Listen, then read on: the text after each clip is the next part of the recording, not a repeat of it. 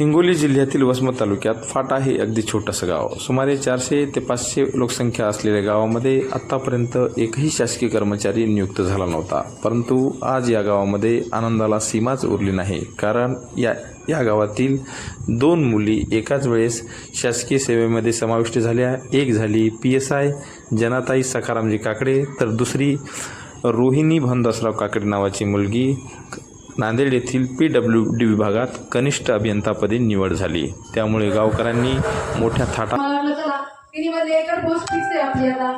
पण मी तेव्हा PSI थोडी लेंदी प्रोसेस आहे. PSI मध्ये प्रिलिम्स, मेन्स, इंटरव्ह्यू, ग्राउंड, म्हणून म्हटलं चला ST आणि S वर मी फोकस केला. म्हटलं त्यामध्ये दोन्हीमध्ये एक पोस्ट घेऊयात म्हटलं आपण अगोदर.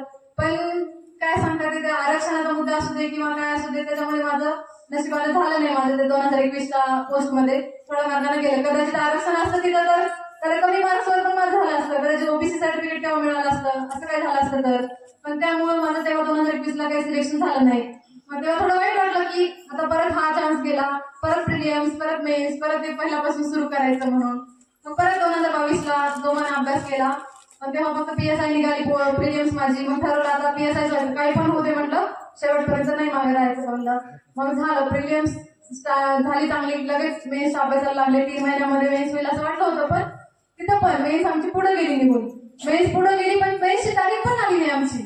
आम्हाला वाटलं की 2-3 महिन्यानंतर 2 महिन्यासाठी पुढे गेली, असं 3 महिन्यासाठी. पण तब्बल 1 वर्ष आमची मेन्स पुढे गेली. म्हणजे 1 वर्ष आम्हाला थांबावं लागलं तेव्हा पण.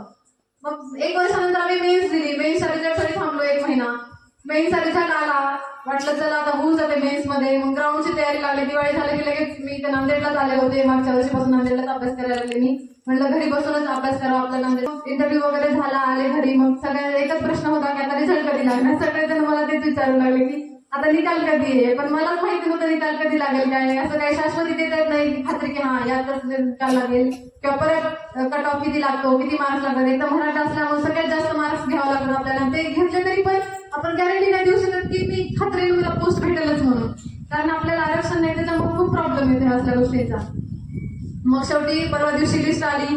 मी त्याच्यामध्ये व्यवस्थित चेक केलं माझं. तरी मी पहिल्यांदा कुणालाच सांगितलं नाही की माझा लागला निकाल म्हणून. कारण मला भीती वाटत होती की किती एवढे मार्क्स घेऊन पण काय माहिती सांगता येते. म्हणलं होते नाही होते, थांबा निकाल सगळ्यांना विचारावं.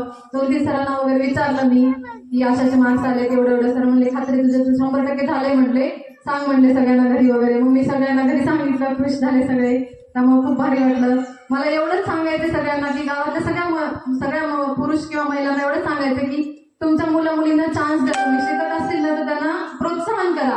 मग ती मुलगी असो ना मुलगा असू दे. असं नका म्हणू की मुलगी आहे आणि कशाला तिचं लग्नच होणार आहे, लग्नानंतर ती काय पगार सगळ्या नवऱ्याला जाणार आहे.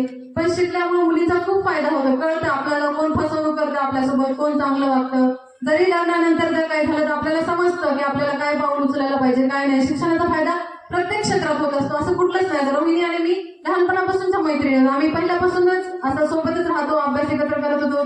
तिचं मला माहिती होतं. तिचं पण 2-3 वर्षापूर्वी झालं असतं सिलेक्शन. पण तिचं इंटरव्ह्यू मधून बिचारी बाहेर पडली ती. नाही तेव्हा तिचं सिलेक्शन झालं होतं 100%. मग दोघी पण आम्ही एकमेकींना सारखं सांगत राहायचो की आपण आपलं करायचं, गावाकडे कसं नाही द्यायचं कोणी काही पण बोलू दे. म्हटलं आपण आपला 100% प्रयत्न करायचे. म्हणलं अण्णा तुला एवढं छान सपोर्ट करते, म्हणलं मदत करते. त्यामुळे तिनं पण तिचं काही मागे हटली नाही. तिनं तिच्या एक्झाम देतच राहिली. अजून पण तिला एवढी छान नोकरी लागली तरी पण तिने शांत बसली नाही. अजून पण ती पेपर देतच राहते. अजून पण ती अभ्यासच करायला लागली.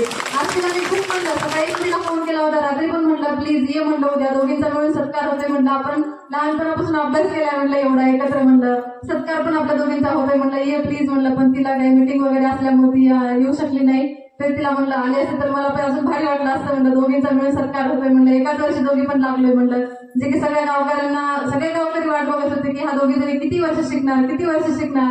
अजून लग्न करत नाहीये. त्यांना शिकायचं लग्न करायचंय का नाही का असंच राहणार आहे बाहेर.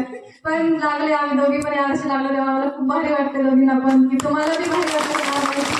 आमच्यावर दोघी पण सगळे खुश झाले. त्यामुळे मला सगळे लहान मुलांना पण हेच सांगायचं, सर जे काही शाळेत अभ्यास सांगतील ते रोजच्या रोज अभ्यास करत जा. रोजच्या रोज अभ्यास करायचा. कारण हेच पुढे तुम्हाला पुढे पण स्पर्धा परीक्षा असू दे, कोणती पण नोकरी असू दे, हेच अभ्यासक्रम तुम्ही जर व्यवस्थित केला तर तुम्ही लवकरात लवकर तुम्हाला कोणती पण नोकरी लागू शकते. खूप भारी आम्हाला मार्गदर्शन वगैरे करत. मी मध्येच फुलारी सरांना पण भेटून आले. याबद्दल सांगत होती PSI क्लासेसची तयारी करायला. सर मला म्हटलं काही पण अडचण आली तर मला सांगतो. तर त्यामुळे म्हणाले की दरवर्षी जे कुठले आपले शिक्षक आपल्या गावाला लावतात ते खूप भारी मार्गदर्शन वगैरे करतात, जीवापासून प्रयत्न करतात की आपले मुलांना कसं जास्तीत जास्त चांगलं शिकवता येईल, कसं जास्तीत जास्त त्यांना हुशार करता येईल किंवा त्यांच्याकडून कसं जास्तीत जास्त अभ्यास करून घेता येईल हे बघतात मुलं. अगोदरचे मोहित सर, गजवार सर ते पण खूप भारी होते. आताचे पण शिंदे सर आणि पांचाळे सर दोघं पण खूप छान. मी बघत होते त्या दिवशी की त्यांना त्याला कधी काय करायचं हे भगवंतच करू शकते आणि चांगले मार्ग देणार ते बुद्धिमत्ता देणारा ईश्वर आहे आणि त्या आईवडिलाची फार पुण्याई आहे.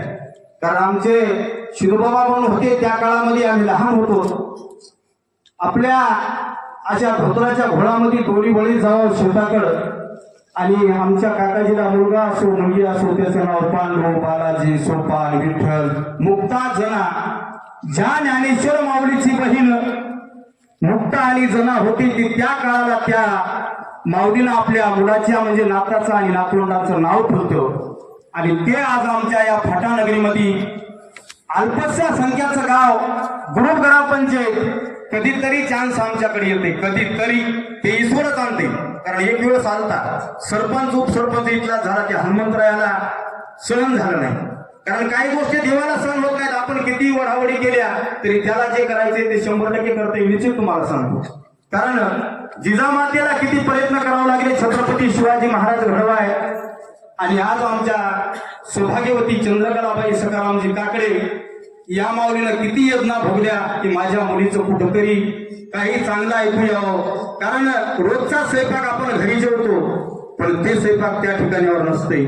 आमचे सौभाग्यवती तशीच अंजनबाई भांडसराव काकडे ही माऊली सुद्धा अति जमीन मोठी आहे हो पण माणसं कमी आहेत. गाव लहान आहे पण कीर्ती महान आहे.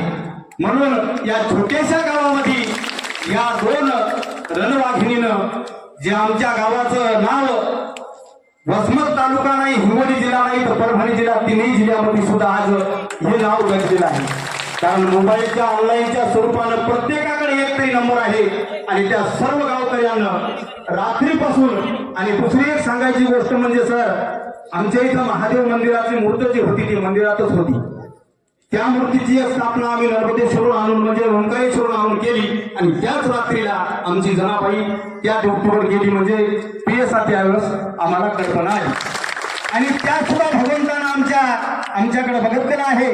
माझी एकच विनंती आहे की सर्व आईवडिलाला आणि मुलाला पहिली मुलाला आणि मुलीला विनंती आहे. कारण मी माणूस वरून काळ आहे पोटात काळ नाही बऱ्याच जणांना दिसतो बोलतोय म्हणतात पण मी चांगल्यासाठी बोलतो. चांगल्यासाठी माझ्या खिशात 10 रुपये नसू द्या कोणाच्या लेकराला लागत असतं तर मी 1 लाख रुपये